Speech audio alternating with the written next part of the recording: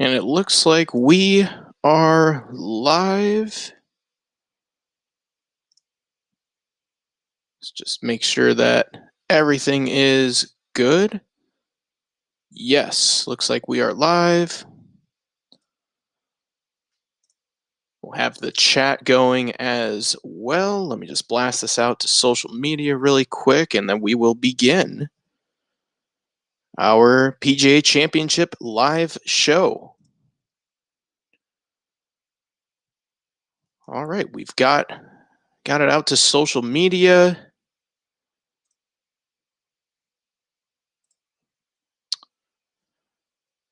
And just give me one moment to get all settled in here. It's been already a very busy Wednesday. We've got a lot of stuff going on our website. While you're here, head over to elisportsnetwork.com. Check out what we've got going on.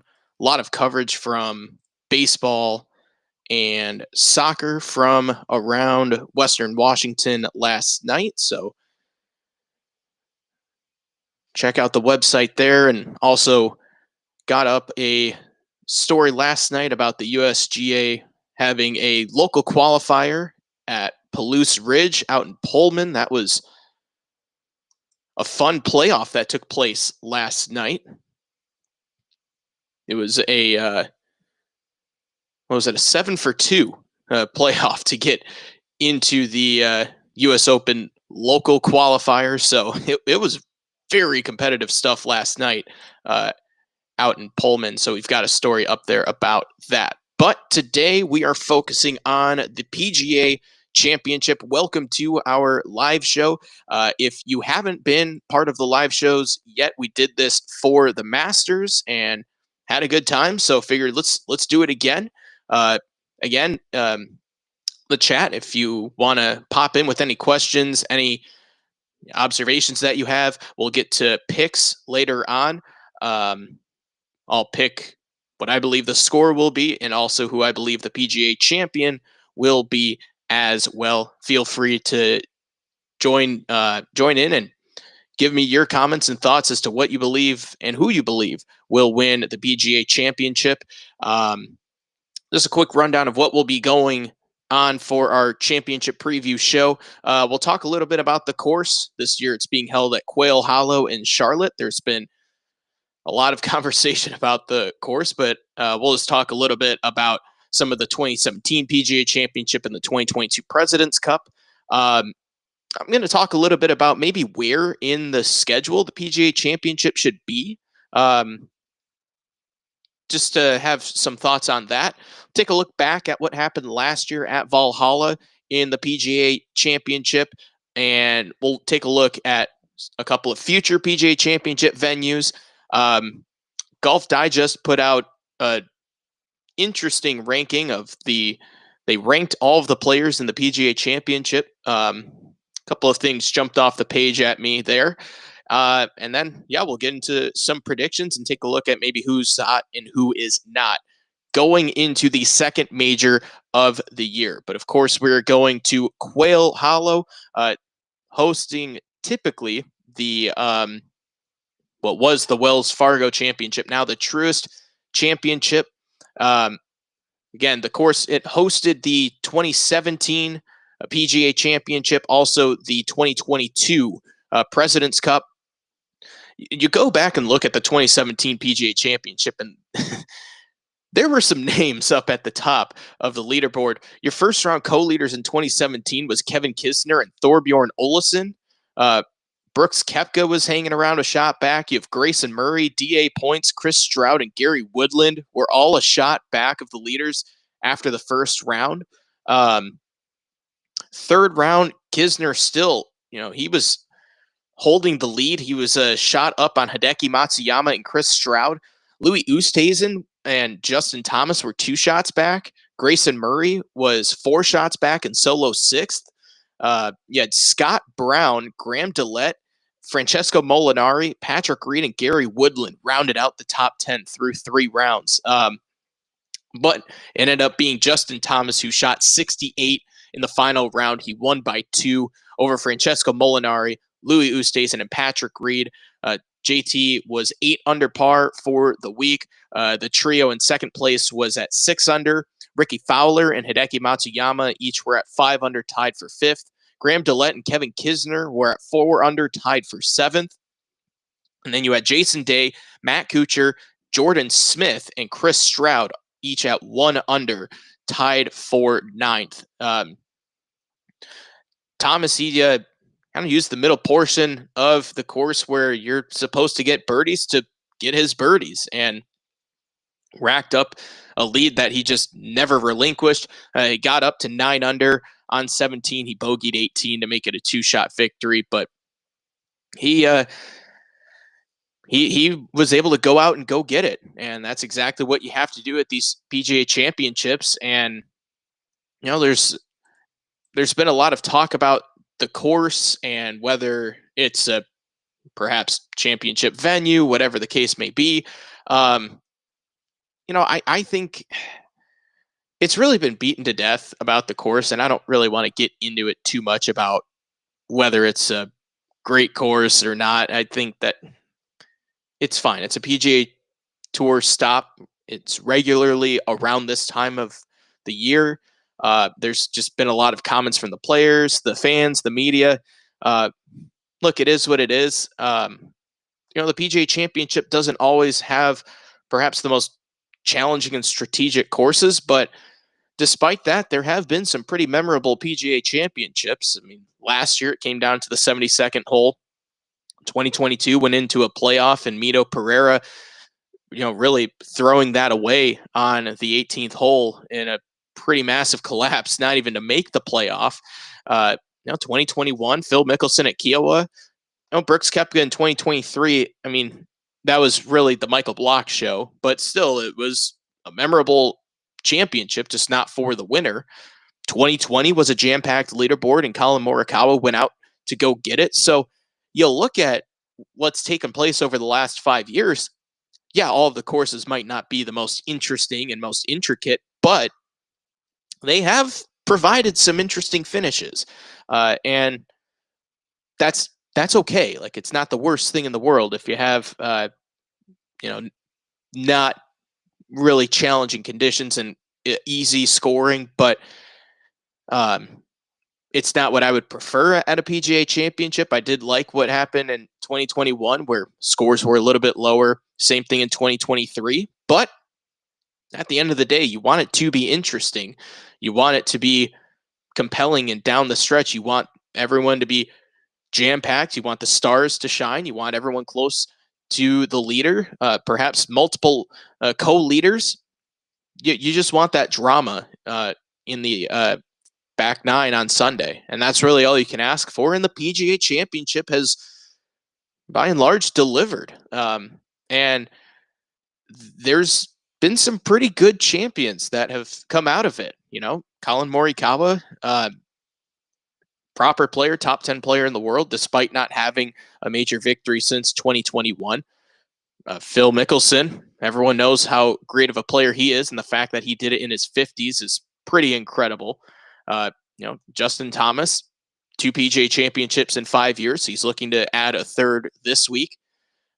Brooks Koepka, 3 PGA Championships, 5 overall. Perhaps he could add his 4th PGA Championship and get 6 in his career. That would elevate him even further, at least legacy-wise. And then you have last year with Xander Schauffele, and it seemed like that major really, it changed the way how a lot of people think about Xander, but also it helped change, his perspective on probably playing major championship golf. Surely there must have been a little bit of some maybe more anxiety. I mean, obviously there's a lot of anxiety and stress and a lot of hard work that goes into every major. But for someone like Xander, who's had some close calls, and the big knock on him was probably best player that didn't have a major victory to his name, and to finally get over the hump, you could see he played a lot more free, especially in the Open Championship under pretty tumultuous conditions. He got the job done. So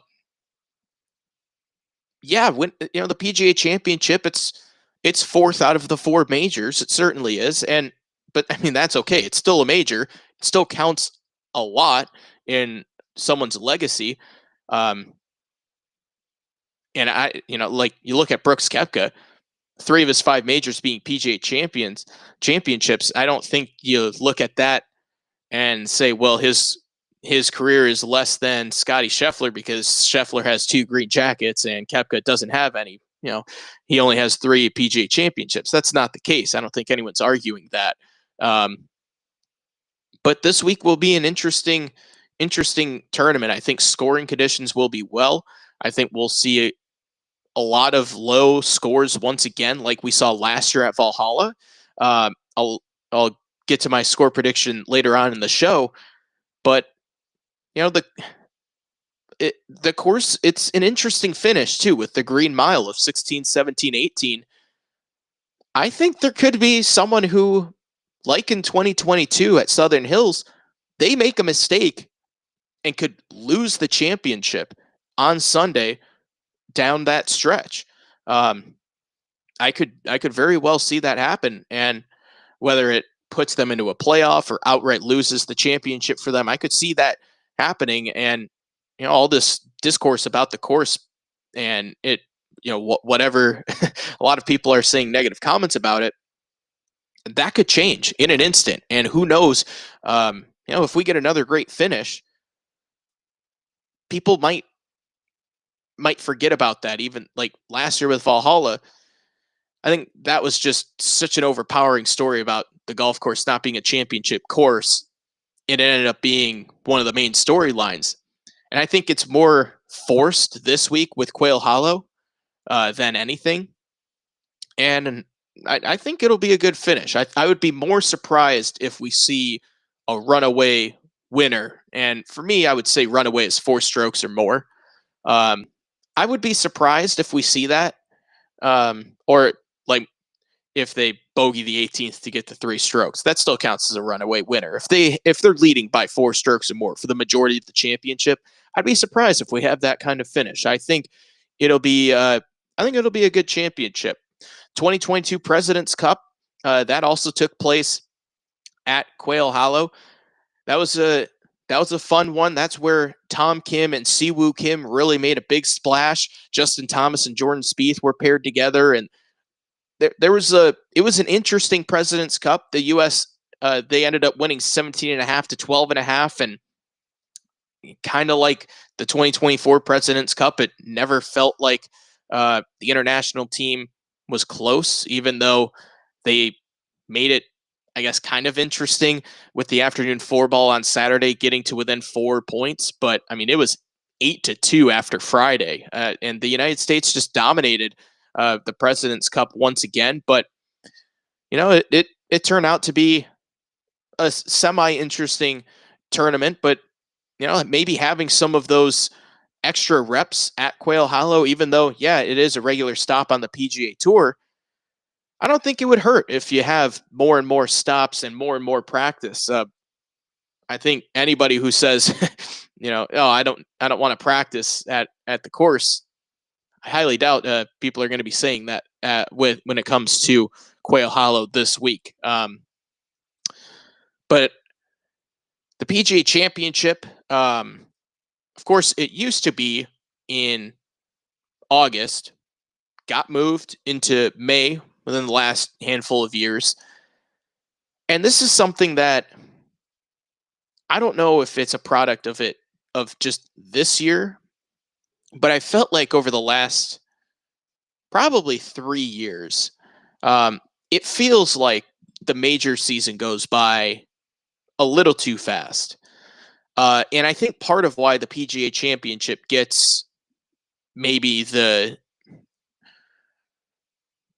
I don't want to say, I think more negative conversation than other majors, I think is because where it's at. I still think we're coming off of the high of the Rory Masters, and we're starting to turn the corner and look ahead to golf outside of what Rory did. And boom, right there in your face, it's another major, and it feels very sudden. And I think I'd like to see it return to August. Now, what I would like to see is it be in August in non-Olympic years, and then in Olympic years make it come back to May. Because then, I mean, here's what the schedule would be like. Now, let's say, I guess for argument's sake, Live and the PGA Tour work out some sort of deal and they can, you know, cross over in events. You have the Players in March, Masters in April, and in an Olympic year, you'd then have the PGA Championship in May. June, of course, the US Open, July Open Championship. August would be the Olympics. And then in September, you'd have the team competition of the Ryder Cup or President's Cup. That's a pretty good run for golf. You have a heavy hitter every single month. Then in a non-Olympic year, you have Players in March, Masters in April, maybe another signature event in May rather than forcing the PGA Championship here.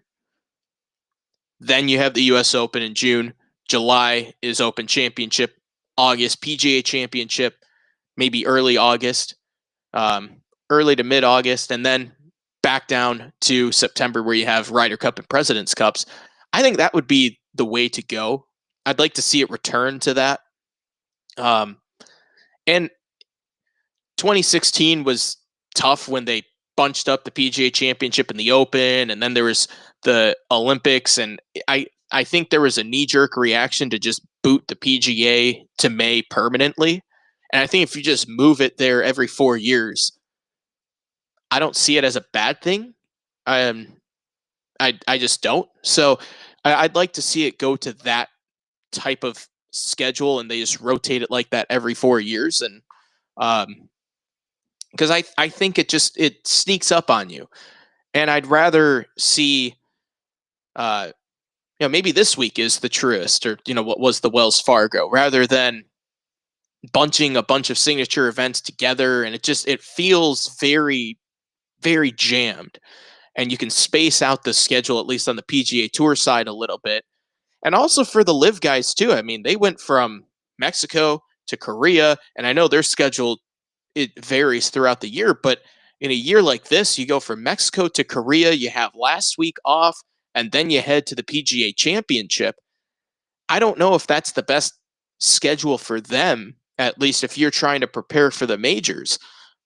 I I actually, ironically, have been thinking about picking a couple of Live guys to win this championship. So maybe it could work. But I do believe that for everyone's scheduling, it might end up benefiting if it's in August, and there's a little more runway to not just the major championship season, but the PGA Championship as well. And you're covering more months. It just, like I said before, it feels like the major season goes by a little too fast.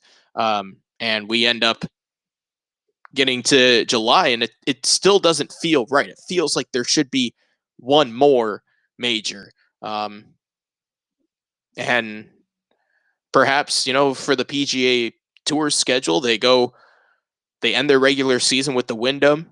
Then you go to the PGA Championship, and then you start the FedEx Cup playoffs. I know they wanted to avoid the FedEx Cup playoffs being right up against the Ryder Cup or President's Cup. And this is all stuff that it's not easy, because you're trying to avoid football season, right? You're trying to avoid the NFL in the fall, because the NFL is king, and you don't want to try and put your, what the tour calls its biggest event of the year, the Tour Championship, on an NFL Sunday. You're trying to avoid that at all costs. And that's one of the hurdles that they certainly have to avoid. And you don't want to go up against week 1 of the NFL as well, which could happen if you push the PGA Championship back. So there's a lot of moving parts. I completely acknowledge all of that, but just from a viewership perspective, I think I'd rather see the PGA Championship back in August, with the exception of the Olympic years, where then it can slide into May. But I highly doubt that will be happening, but hey, who knows? Let's take a look back at the 2024 PGA Championship. Again, that was at Valhalla. Xander Schauffele, he ended up winning. Came out with a 62 in the first round, which I'd forgotten that he shot 62 to open things up. Had a 3-shot lead. Came back with the 68 in the second round. Bryson DeChambeau, Colin Morikawa, Dean Burmester, Lee Hodges shot 65. So did Matt Wallace. Those were the low rounds of the day. Shane Lowry had a 62, best round of the day in round 3.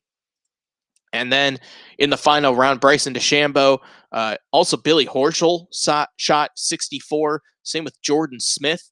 But Schauffele shot 65. You had Victor Hovland, who was hanging around in the final group. It was really a 3-horse race. And, you look at where those 3 are now, as of course Schauffele ended up winning at 21 under to win his first major. But think about where those 3 are now. Victor Hovland came close to winning his first major and probably should have won it. He was there. I mean, he was leading. No, he wasn't. He was almost leading at one. He was tied for the lead, I believe, at one point here. I'm using Data Golf, and they have a. He was tied for the lead through 12 at 18 under. DeChambeau was 1 back. Schauffele was at 18 under as well. And Hovland actually took the outright lead with a birdie on 13. Schauffele birdied 11. But then it was Schauffele for, he had a couple of holes on Hovland. But, I mean, think about where Victor Hovland is now. He's talking about how lost he is, and he's winning with, with what he's calling average game. It's a phenomenal thing to see someone who's a FedEx Cup champion, played incredibly at the 2023 Ryder Cup, perhaps was the MVP of the Ryder Cup, nearly won a major last year, and in 18 months, it feels like he's gone from top 5 player in the world to who knows where he's at. He's still talent-wise a top 10 player in the world, and that's even with the game that he has now. I mean, he still won on the PGA Tour with decent game, according to him. It doesn't feel like he stands much of a chance this week, which is the craziest part. And you look at where his odds are. I mean, he's not even close to the top, and it's just it's a shocking thing to see for someone who is as talented as Hovland is. You just don't know what's going to happen in golf. That's why it's so unpredictable. And what I wrote about in talking about, I believe it was Tuesday, I posted an article, who would benefit the most from winning the PGA Championship. And one of the points that I had was for Jordan Spieth and Scottie Scheffler specifically, was that Jordan Spieth was at the highest of highs. Won back-to-back majors in 2015, probably could have won 3 that year. Won the Open Championship in 2017. And it felt like a matter of, well, how many is Jordan Spieth going to win? He's going to win, 5, 6, it seemed like, for sure. But he has completely fallen off, and it is so hard to keep that level of golf going for so long, which is part of the reason why there's only been 6 players to complete the career Grand Slam. And it's part of the reason why winning 5 or 6 majors in a career is so celebrated.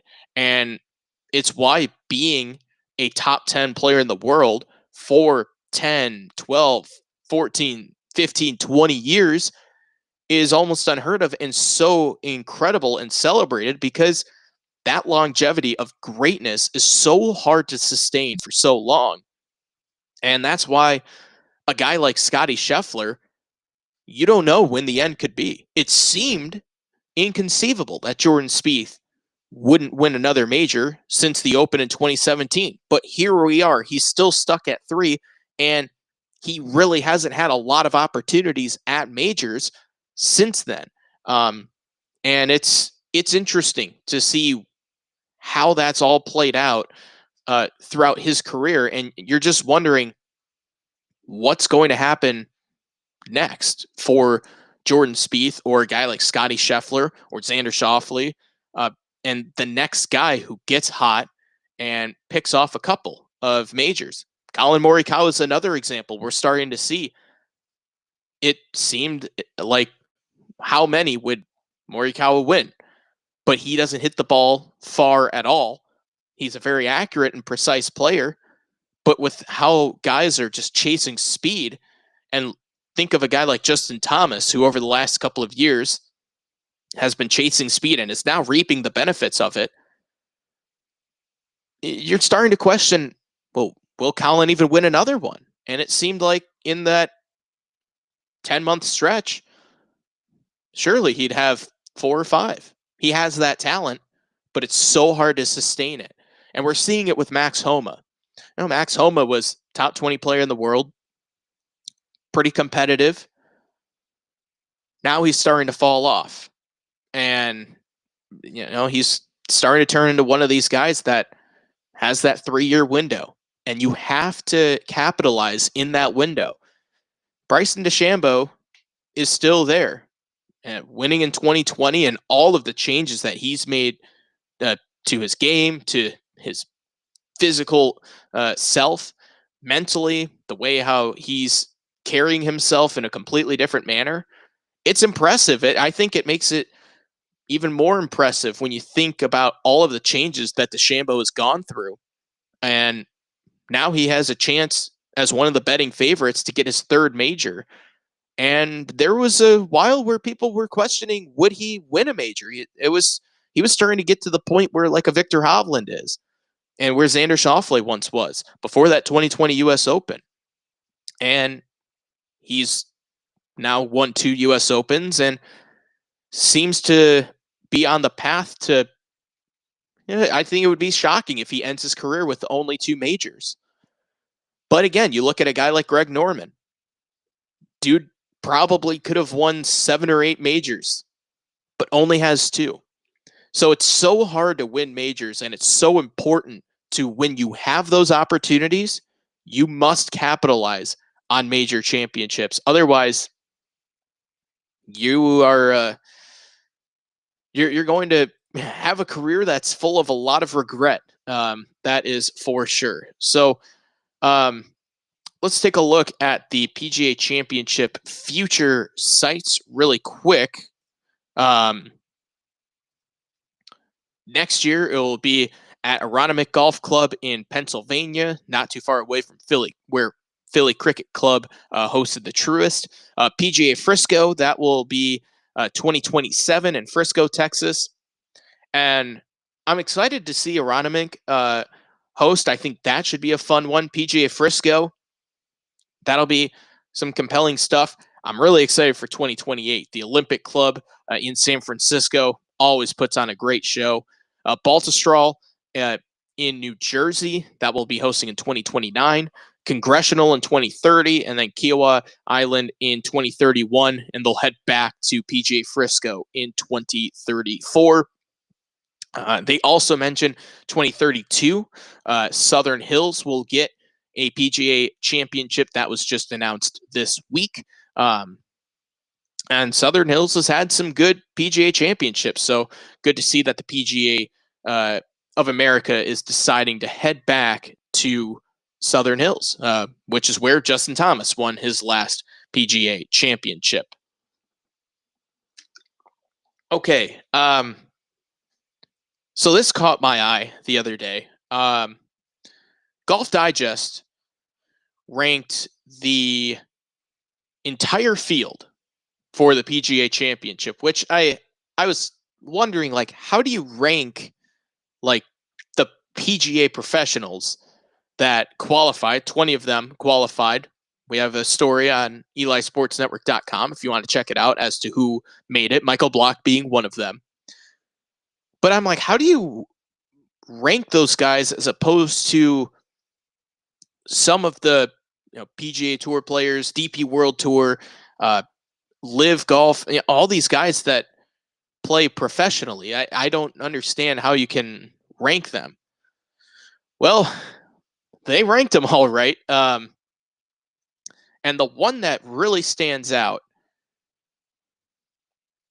I don't know if this is clickbait or this is an earnest take. I'm going to go with clickbait. Michael Block was the 85th ranked golfer in the PGA Tour, or in the PGA Championship. It's 150 players in this field, and Michael Block is 85th. He is ahead of Tristan Lawrence, who nearly won the Open Championship last year and is a pretty solid DP World Tour player. Cam Davis, who, poor guy, just seems to get screwed with everything in golf and gets screwed in this stupid list. Jacob Bridgman, who he finished top 10 at the Truist last week, and he's behind Michael Block. Matthew Pavone nearly won the U.S. Open last year, and I get Pavone hasn't been the best in the last year, but he's better than Michael Block. Are you kidding me? Eugenio Chacarra has won on the DP World Tour. Jake Knapp. These are all guys that are right behind Michael Block. He's right. Blocky is ranked right behind Joe Highsmith at 84. And Highsmith won on the PGA Tour this year. Recently, just a couple of months ago. And you look at some of the names. Tom Kim is ranked 118th. Laurie Cantor, who's been playing some pretty good golf, he's 117th. This is why I hate lists. I don't like creating them. I don't like looking at them. But I saw this and I'm like, what are we doing here? Like, this is it's clear clickbait. And that's the thing that I get frustrated with looking at lists, is that nobody puts together earnest lists anymore. That no one puts in any thought, and it all needs to be this attention grabbing, look at me, look at my list. This is just it's just throw crap together and let people eat it up. And it's working. I'm doing it right now, but it just was just an awful, awful list of I don't know. It just caught my eye. You have Michael Block, 85, ahead of guys that within the last year nearly won majors. And I'd love to know how they got to that point. It says here, time for my gratuitous Michael Block mention. All kidding aside, Block has to be one of the most successful playing PGA professionals of all time, which is fine. But what does that have to do with going up against the PGA Tour players? Blocky has competed in 32 PGA Tour events and 8 major championships. Okay. Pavone nearly won one. Same thing with Tristan Lawrence. A couple of these guys were also the first off my list to make the cut. Players like Rasmus Højgaard and Seamus Power have incredibly high ceilings as fantasy options in local pool selections. I agree with that, but I don't understand. I would have more respect for whoever wrote this article if they just said, we are mentioning Michael Block to get clicks, and that's all they said, and just left it at that. But yeah, just very confusing to say the least list from Golf Digest. And again, just another opportunity for me to take a look at a list and go, this is exactly why I do not do lists, because it is outrageous to say the least. Okay, let's take a look at some players that are trending upwards and trending downwards heading into the PGA Championship. Hard to take a look away from world number one, Scottie Scheffler, coming off of his victory at the Byron Nelson, where he just clobbered the field, gained over 5.5 strokes, according to Data Golf. And he did it on his approach shots. He gained over 3 shots on the field approach. And here's the thing that really caught my eye. He gained a 1.5 stroke putting. That's not a good sign for the field. if they're seeing that Scheffler is gaining strokes on the field, he did that at the Masters too, gained over a shot, gained a shot and 3/4 on the field at the Houston Open. He hasn't lost strokes putting since the Arnold Palmer. And this is someone that we know what he can do, and we know what he should be able to do. And he is certainly trending upward heading into the PGA Championship. Same thing with Rory McIlroy. It's well documented winning the Masters. But the thing that I think is interesting for me is him and Shane Lowry played pretty good at the Zurich. Take that for what it's worth. It's a team event. But he played the Truist last week and finished as T7. I think that's important for those who want to pick Rory McIlroy. He's not using the Masters and letting it get to him for that victory. He is playing a lot more free, and I think that T7 at the Truist is a really, really good result for him. Sepp Straka, who ended up winning it, he too has been playing some really good golf over the last month. Justin Thomas finished runner-up, and he was able to find the winner's circle the week after the Masters at the RBC Heritage, certainly trending upward as well. Bryson DeChambeau, he got a victory at Live Korea after a T2 finish in Mexico City. Of course, was T5 at the Masters, played in the final group with Rory McIlroy. And I do want to talk a little bit about what's been said after the Masters, and really even this week. They're still talking about how DeChambeau said McIlroy didn't talk to him during the final round. Have you heard of a guy named Tiger Woods? I mean, Tiger didn't talk to anyone. He was notorious for blocking out players, even in non-majors. He would do that. I think this is just it's a non sequitur gone wild. I don't understand what the hullabaloo is all about. Like, people are just going crazy, and I mean, again, Tiger did this all the time. This is what he did in his prime. He would just block you out, and that was part of his intimidation factor. So I don't really see what the big deal is about it. But DeChambeau, I don't think was particularly excited or pleased about that, but that's golf. I mean, it's his caddy, Greg Bodine, Bodine, was in that final group of the 2019 Masters, caddying for Tony Finau. And Finau came out with the story that's pretty well documented that he asked Tiger about his kids. I think it was on the second hole, and Tiger just gave him a one-word answer, just said said like they're good, something to that effect, and just blew right by him and didn't talk to him for the rest of the round. It happens. I don't understand why this story keeps repopulating. It just seems to be some odd narrative that keeps getting pushed along and along, and I don't see what the big deal is. They just had two different strategies as to how they were going to attack the day, and it worked for McIlroy, and for whatever reason, it didn't work out for DeChambeau. I think, for DeChambeau, it was more about his iron play than anything. I don't think if him and Rory talked, the whole time, DeChambeau's irons would have been magically dialed in. I think there was a lot bigger issue there, and this outrageous non sequitur of a story just keeps gaining legs for whatever reason. But DeChambeau did win in Korea, made it a little too interesting in the final round, but eventually was able to win over Charles Howell III. And like I said, he had a T2 at Mexico City, trending upwards again, just like he did in the PGA Championship last year when he had that T6 at the Masters. Pretty popular pick. He's one of the favorites going into this week. John Rahm is an interesting topic of conversation. So there's been a lot of talk about how John Rahm is finished in the top 10, I think, in every live event.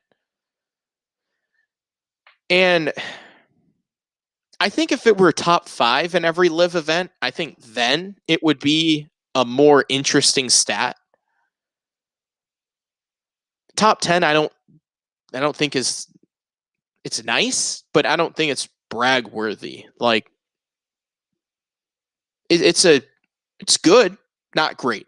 And I think it's a little more overblown of an accomplishment than what it really should be.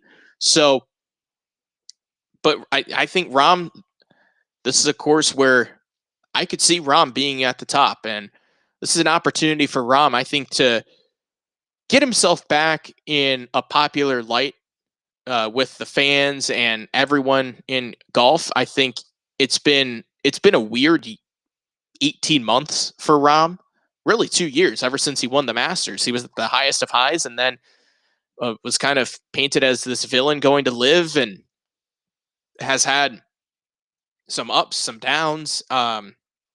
He's been competitive in the majors for the most part. Played really good at the Olympics last year. Had a decent showing at the Masters T14. Um, but I think Rahm, I wouldn't say he's trending upwards, but I think if he locks it in this week, he's one of the rare players that I could see running away with this championship. I think I could see Rahm put belt to ass this week and win by 4 or 5 shots.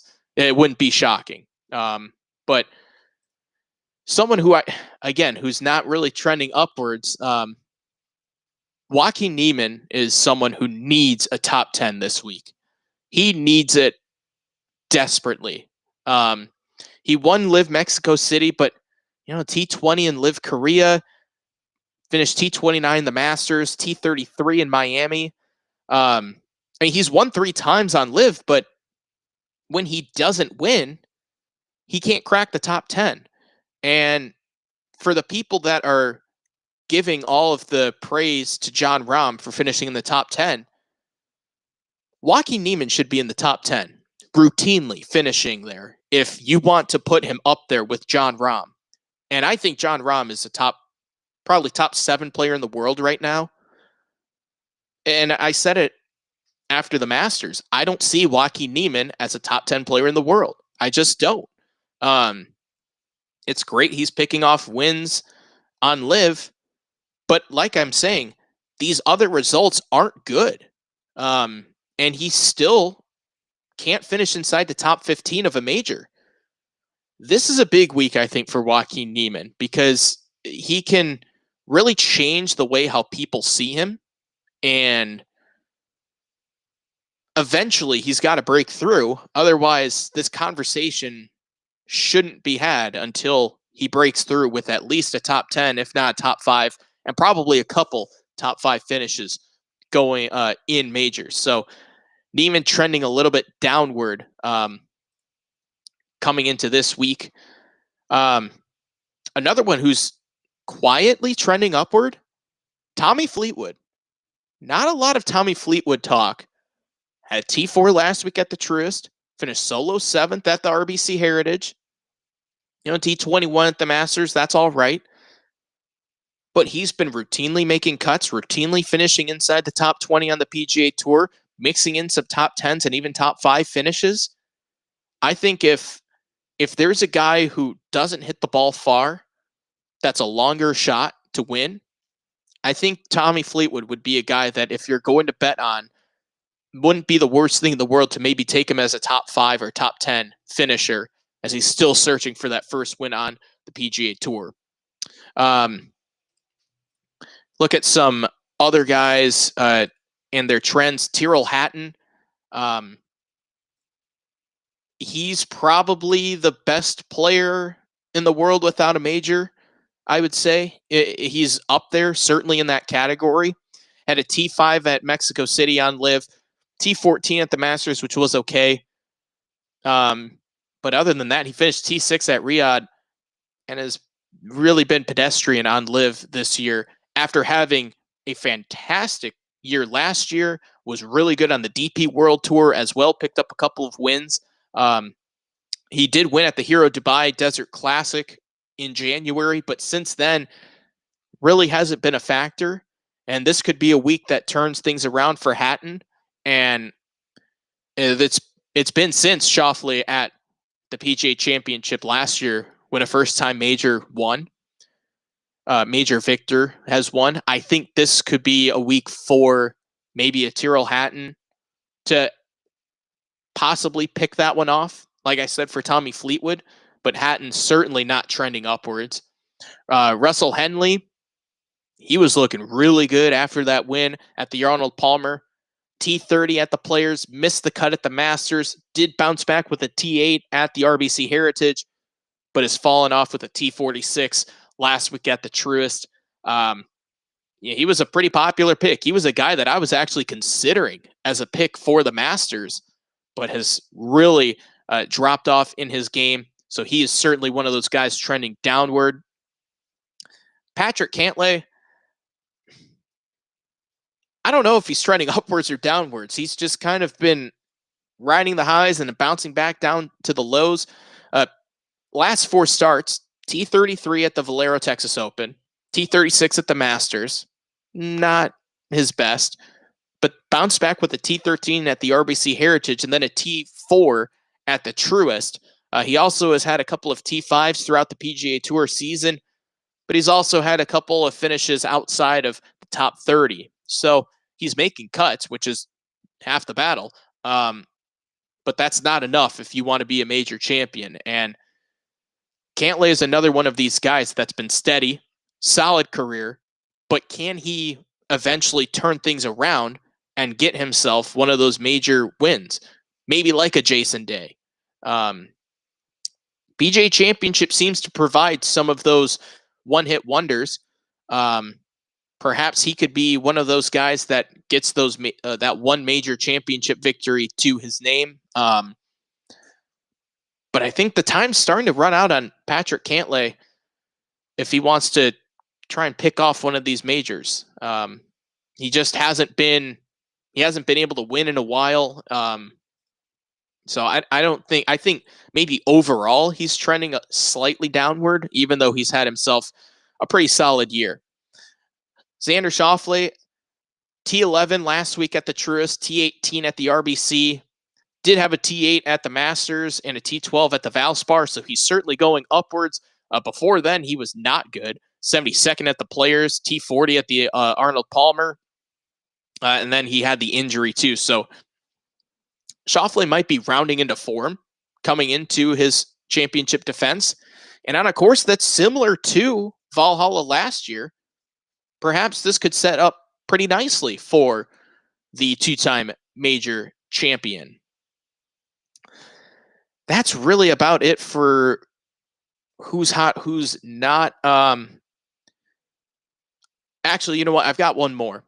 Ludwig Oberg, solo 7th at the Masters. Not good since then. T54 at the RBC, T60 at the Truist. And missed the cut at the Valero, Texas Open, and at the Players. This is someone who he performs well in the majors, except for missing the cut last year at the PGA Championship. But when he's made the cut, his worst finish is T12 at the U.S. Open. I just wonder, what are you going to get out of Ludwig?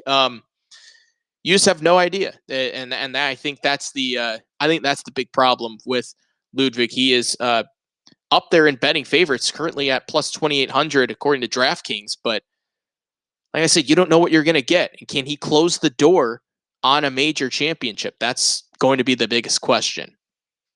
Okay, let's do score prediction, and then we will do championship prediction as well. Trying to keep this under an hour. Actually, before we get to that, want to go over the schedule for the week for streaming. Tomorrow, it will be an earlier stream, probably around 2:30, 3 o'clock. We'll have some state soccer to cover tomorrow night. So again, about this time tomorrow, we'll go live. I'll do first round recap. It'll be while play is going on, so there could be some moving parts, but it'll be late enough to where we can at least begin the recap. Friday, there will be no stream. I will be doing district baseball up in Bellevue, so we won't have a stream on Friday, but Saturday and Sunday will have streams recapping the third round, recapping the PGA Championship on Sunday, and that will be as soon as play ends. So make sure you follow us on X at your ESN. We'll have a post that's out with the link to the stream to let you know when the stream is live, and then you can hop on over here, or you could just subscribe to the YouTube channel, and it will let you know when we go on the air, when we go live. Just set the notifications on, and you will be able to know first as to when the stream is up. Okay, score prediction. A lot of rain at Quail Hollow, and that's going to have an impact, I think, on the scoring. Taking a look at the last 10 PGA Championships.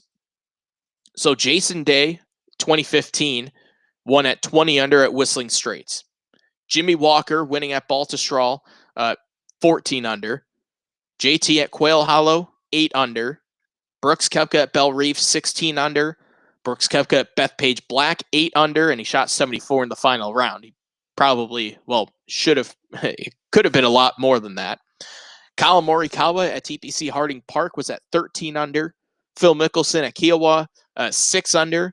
JT at Southern Hills, 5 under. Shot 67 in the final round to get to the playoff. He had 3 rounds of 67, and the outlier is 74 in the third round. Go on and win. Amazing how you can play well for 3 rounds, have that one outlier round, and still get yourself into a playoff and win.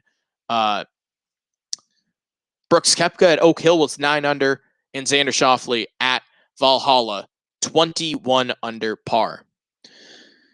So, this is a course that's not that different from Valhalla. A lot of rain this week. I'm going to say the winner is 19 under. I think scoring is going to be well. I think scoring is going to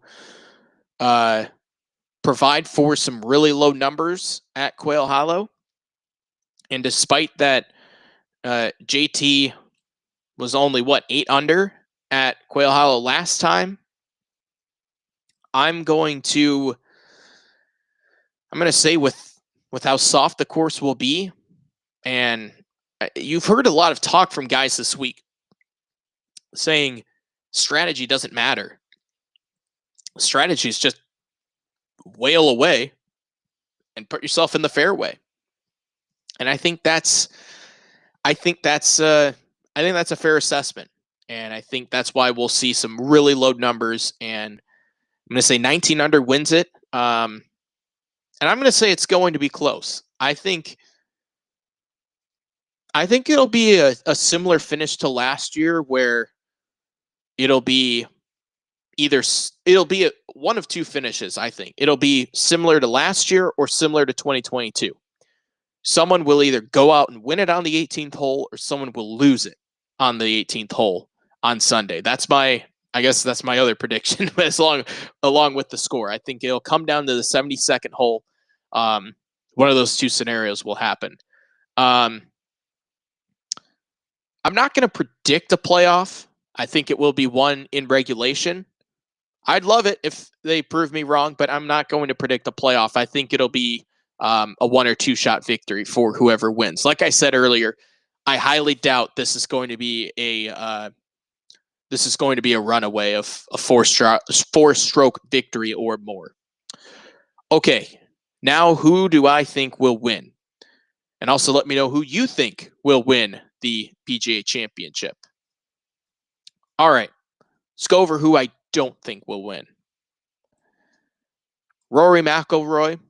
This course sets up for him perfectly.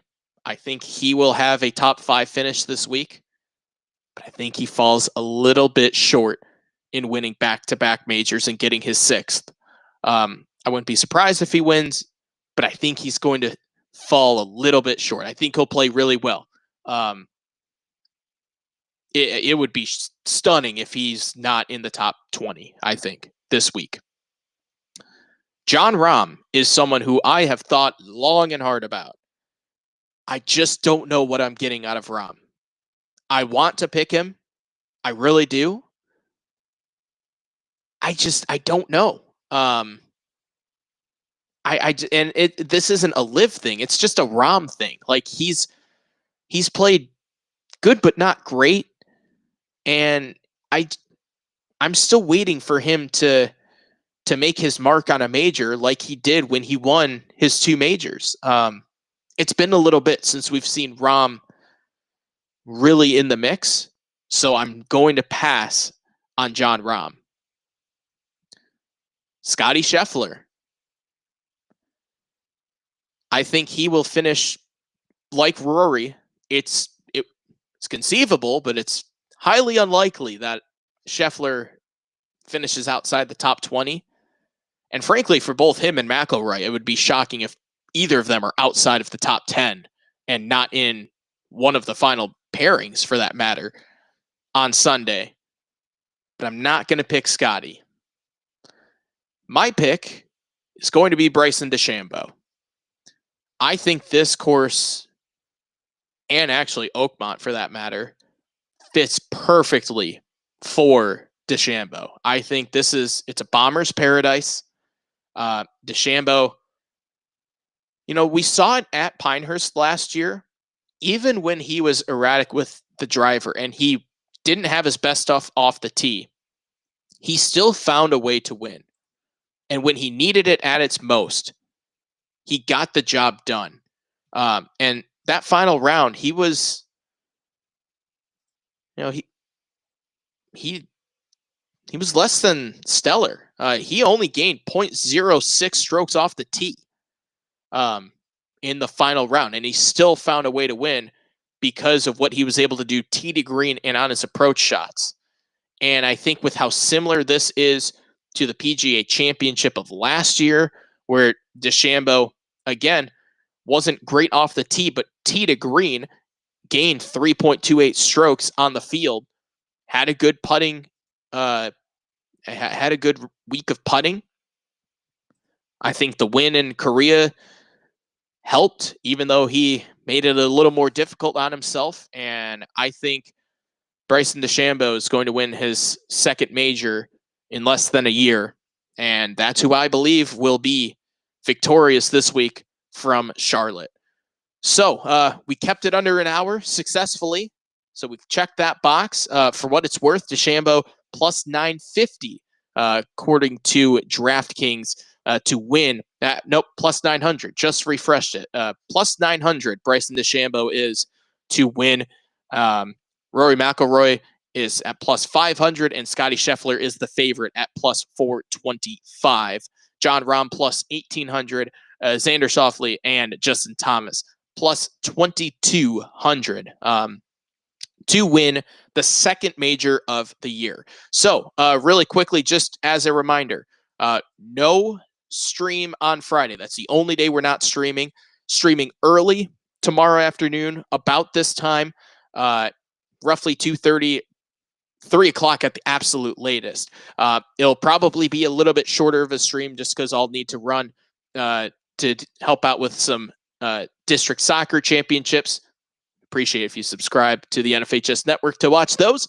But we will have that stream tomorrow. Nothing Friday. After round 3 on Saturday. After round 4 on Sunday. So we will get almost all of the daily recaps there. So that's going to do it for our PGA Championship preview show. Thank you very much for joining along. Again, when we do our streams, feel free to hop in the chat and interact. Should be another great week of covering another major championship here in 2025. Comment below who you think is going to win the PGA Championship and what you think the score will be. And if you have any other bold predictions, let us know in the comments section. All right, we hope you have a great and safe day, and we will see you tomorrow for a round 1 recap.